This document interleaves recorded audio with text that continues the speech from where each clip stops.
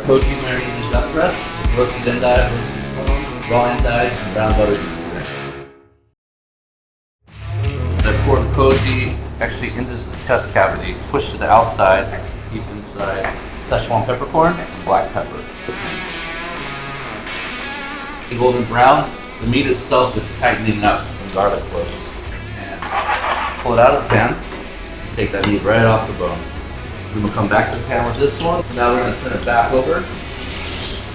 Pull that out. Beautiful rosé color, medium rare. The French sea salt, the raw endive. So Shio Koji is a Japanese condiment. It is koji rice with water and salt, and it has tons of umami. The benefits for me, like I said, is tenderizing the protein and the umami it adds to my dishes.